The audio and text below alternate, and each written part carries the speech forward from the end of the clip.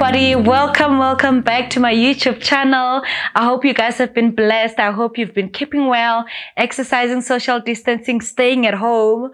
So like I promised you guys that we're going to have our first video on the 3rd of September, and here we are today on the 3rd of September. And as promised, this session is more about getting to know me better as Muraro Magoro, and also getting to know Yana better. I did ask you guys to send me questions, and we did receive questions, and we're going to try and answer those questions as faithfully so today. So really, please guys, sit back, relax, grab your tea, grab your coffee, whatever you want to have, and let's have a chat. Let's talk honestly, and I will really try to answer every question that we received here today. So we actually launched our channel on the 6th of July, and it's been amazing. And I just want to take this moment to just say thank you so much, guys. Thank you for subscribing. Thank you for sharing with your friends, your family. You know, the family is growing, and I believe that we're still gonna grow bigger and bigger, more than we are today. But I'm really, really grateful for your subscriptions and also for your comments as well, your lovely comments, your inboxes as well outside of YouTube. I've been receiving so many of them, and thank you so much, guys, for the support. I really, really appreciate it. So yeah, let's get down to the business of today. So today we talk about me. We talk about me, we talk about Yana, and yeah, the reason we decided to actually do this episode is that we often assume that, people know you, they know where you're from, and I believe that we've actually come onto this platform to reach more people that we've never conversed with, that have never been to our Yana conferences. So we just thought, no man, we need to take it a step back and introduce me, who I am, so that you guys can know how to relate to me. You can know me outside of Yana, so that's what we're actually doing here today. Okay. So let me start by saying that my name is Muraro, which I've always said. My name is Muraro Magoro, but my maiden surname is Ratando, and I'm the second born daughter of the late Pastor Arti Ratando and my mom, Pastor K Ratando, who is actually leading a church in Limpopo, Njelele Venda, called Lighthouse Christian Church. So shout out to all my Lighthouse fellas. I know they are watching. I know they do come on and watch my videos. So yeah, so that's basically where I'm from, and I'm the second born daughter, so I'm surrounded by ladies. So it's a ladies game. So I've got one older sister, and I've got 3 younger sisters as well. And I'm 34 of age. I know I look young, but trust me, I'm way older than you guys. So yeah, I'm 34 of age, and I stay in Midrand. I'm married, no child yet, but I know God is going to bring one very soon. So I'll be coming on, we're going to do all those preggy shows. You never know. You never know where God will take us.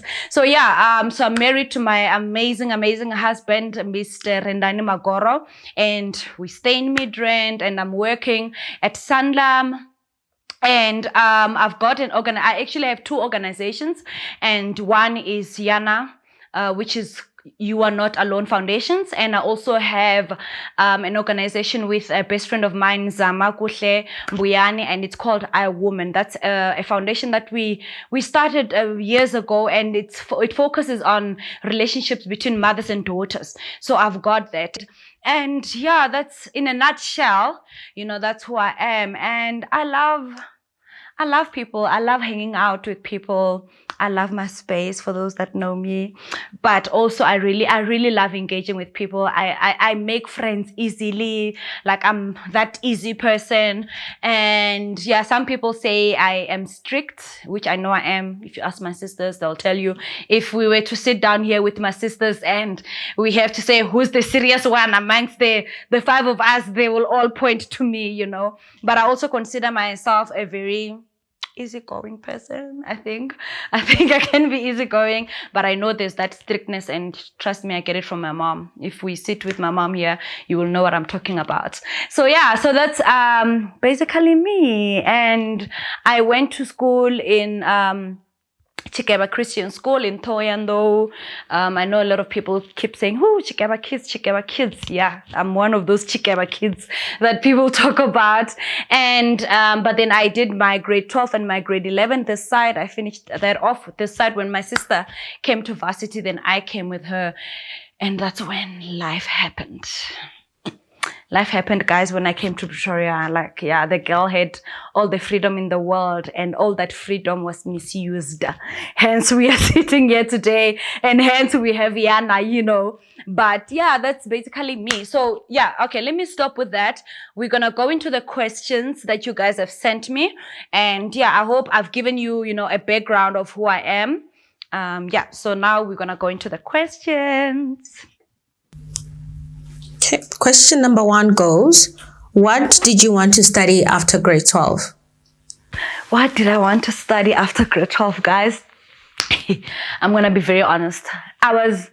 I think when I left grade 12, I wasn't the focused girl that I am now. I didn't have that focus. So even when I left school, I wasn't sure what I really wanted to do with my life.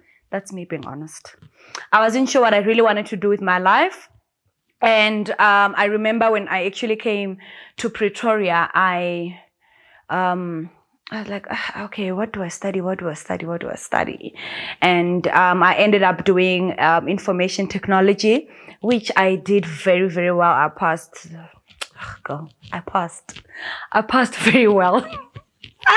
I passed very well, guys, but I wasn't passionate about it. I passed very well, and after studies, I got a job in Centurion, and I went and I worked as a junior developer.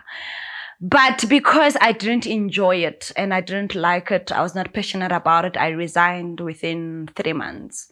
But at that time, my life was very centered around God. And I remember when I left that job, I didn't tell anybody about it. I called my mom after I'd resigned, and yeah, it didn't go down very well. But at that time, I had actually joined a group of ladies, and we used to pray.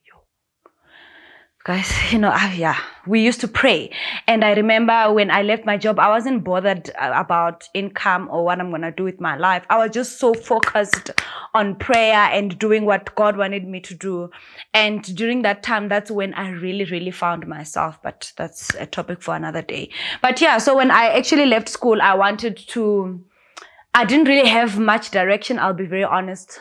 My life actually took shape way later in life. I think when I was about 24 or 23, that's when my life took. Second question goes, do you fight with your siblings verbally? Wow, guys, do I fight with my siblings verbally? Do you guys fight with your siblings? If the answer is yes, then I do as well. But honestly speaking, my sisters and I, when we are very high in emotions and feelings, we probably won't talk about it then at that moment. We usually talk about it later. That, you know, that day I didn't like 1, 2, 3. So I'm trying to think and remember if we have like really, yes, I mean, we do have squabbles there and there, like, hi, I mean, things like that. But to say fight verbally, hi guys, I know we don't. We'll rather, we do address issues, but not at a heated moment. So yeah, I don't know if that answers the question. Third question goes, how old were you when you started dating? How old I was when I started dating?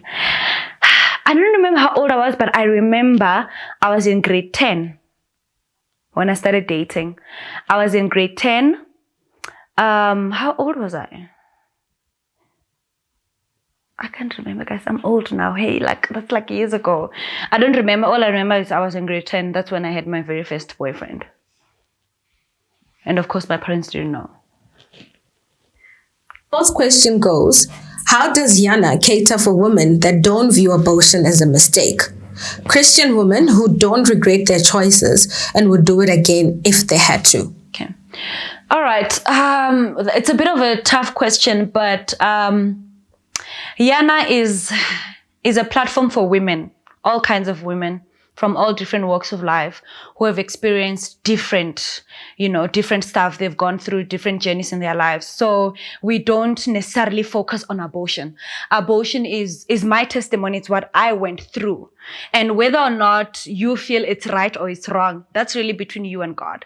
But what we do here is to give a platform for women to share their experience, how abortion maybe made them feel, how they moved on from the regret and the shame. That's what we focus on. So you will see as we progress with the channel, that we'll be bringing in many women from different kinds, different experiences. Some are coming, they've been raped, some have been abused, some have, been in depression, some of them have tried to commit suicide, different types of issues that women have. And if you have gone through abortion and you feel you can do it again, for whatever reason you may have, that's really up to you and God. I can't really sit here and answer that and say, yes, it's wrong, or yes, it's right. If you are a child of God, or whatever religion that you might come from, it's really up to you. But what I can sit here and say is that Yana caters for every woman, whether you have abortion or you don't have abortion, whether you were raped or you were not raped, whether you were in an abusive relationship or you were not in an abusive relationship, whatever struggle that you might have had as a woman, we cater for that. Beautiful. Excellent. The fifth question goes, how do you deal with judgment and criticism from church people after they've heard your testimony? I don't deal with it. I don't deal with it, guys. Like, what must I deal with? I think for me, what I decided, long time ago is I don't stay around for criticism, because that will just break my ministry. I don't stay around for criticism. And I've been criticized. Guys, I've lived a life of criticism. I've been criticized. And even when I started with Yana, when I started with the foundation, I had a lot of criticism, a lot of people saying they don't understand what I'm trying to do. Everybody had their own opinion. And I will be very honest, there was a time where it really affected me when I actually did my second Yana. But because I'm also surrounded with amazing people that believe in me and they believe in what God has called me for, they pushed me forward. They really, really pushed me forward, and I went on. And also the testimonies I get from you guys is actually what keeps me going. So criticism, guys, criticism will come whether you do right, whether you do wrong. There'll just be someone who's ready to push you down, who's ready to come in with a negative voice. So it's really up to you what you open yourself up to and what you close yourself from. So if you are in ministry, close your ears, and people around you, those people close to you, must also protect you from here. If they see a post or they see whatever negative thing that is being said about your ministry and they come tell you, there's a problem there. They need to protect you, because we are human. We are human. There's no way. If I hear something negative being said about me, about Yana, or about my marriage, it will definitely affect me one way or another, So how do I deal with negativity? I don't deal with it, because I don't give time for it. I don't give time. I decided when I started Yana, when there was an experience that happened on Facebook, and from that moment I decided whatever bad thing is being spoken about my ministry, I will not give it airtime in my life. And that has really, really helped me to continue with the journey. And for me, the more you criticize me, the more you criticize this ministry, the more I know that I must go forward with this, because there are so many other women that are being helped, that are coming out with testimonies, and that really keeps me going. Yeah. Beautiful. I think question number 6 is similar to question number 5. Okay. Because question number 6 is asking, how do you respond to negativity? I don't respond. I don't write back. I don't call you. I don't respond. We move on. Time wasted, never regained. So I really don't respond to negativity or to any bad thing being said. Do you regret disclosing some of the things in your testimony? I don't regret a single thing. And I'm really blessed to also have a husband who doesn't question, not necessarily question, but he's not bothered with my testimony, because he knows that this is my ministry and this is what God has called me for. But me personally, regret? I don't regret. I would say my story on any stage, everywhere. confidently so, not because I'm very proud of what I've been through or what I've done, but because I know that there are people that are sitting there quietly, but this is definitely helping them. So yeah.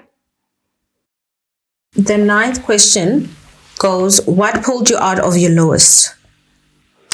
What pulled me out of my lowest? I think the lowest that I've ever been was when my first engagement broke off. That was the lowest I've ever been in my life. And I think what really got me out of it was my family. Yeah. My family stood by me, and my late father, he was my pillar. My mom as well, my pillar, my sisters. So having that family, and not just my immediate family only, but my extended family as well. Those people stood by me. And I remember when we actually had the last meeting, my aunt said, whatever she has decided to do, that is what we will support as a family. So I think my family has definitely been the core and the anchor for my life. And besides, my relationship with God. Yeah. My family has been the one that really picked me up a lot and protected me a lot and fought for me a lot. So that's how I got out. And obviously I have faith in God. I have ultimate faith in God. I can't imagine my life without God. I can't imagine where I would be today. With everything I've been through, with the choices that I've made in life, I don't know where I would be today if it wasn't my faith in God. And that is what has really kept me going. And to answer that in two simple words, family and God.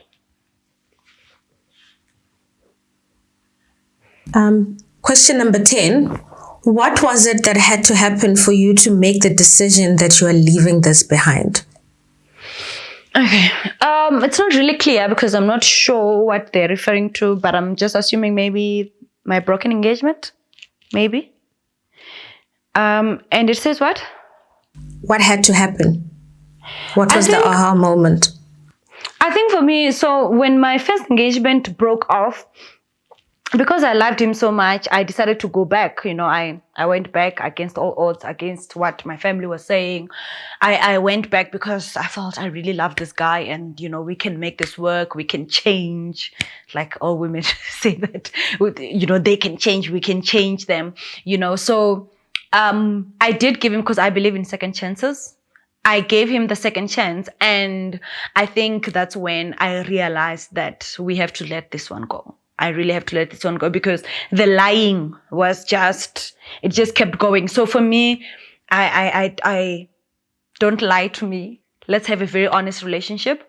So when he did that, when he kept doing that, even after, I had given him the second chance, that for me was the deal breaker. I decided, no, I'm not going to do this to myself anymore. And yeah, that's why I actually decided to walk away.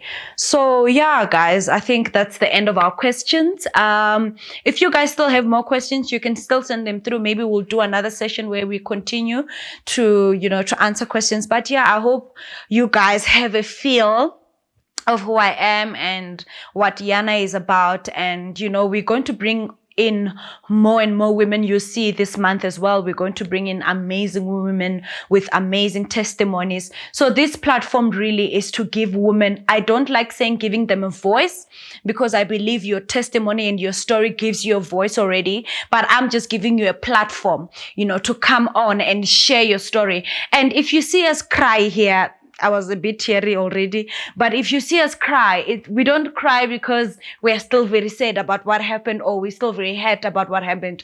No, we cry because you look back and you're like, oh my goodness, how did I make it out of this? You think of how good God has been. You think about how gracious God has been, and you realize that, Had it not been for God, had I not believed, like David says, had I not believed that I shall see the goodness of the Lord, I wouldn't be here today. So when we cry, it's tears of joy, saying, Lord, we thank you for where you have taken us from, from the muddy clay, like, oh my goodness, from the muddy clay. And here we are today. We're sitting here. We can testify joyfully so, because you have healed us. You have healed us of where we are. You've healed us of all the pain and the misery that we've been through. Had it not been for the Lord,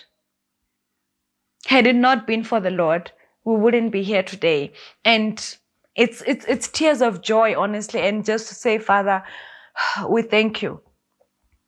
We thank you for where we are today. We thank you for what you have done for us. We thank you for also making our testimonies pillars to other people that are watching here today, other people that are coming on and saying, oh my goodness, we didn't know. We see you up there, we see you there, and we think all is well. Your life has been well. But no, we are saying we have been through it. And because we have been through it, you can do better. So I love you so much, guys, and thank you so much for coming. See you at our next episode.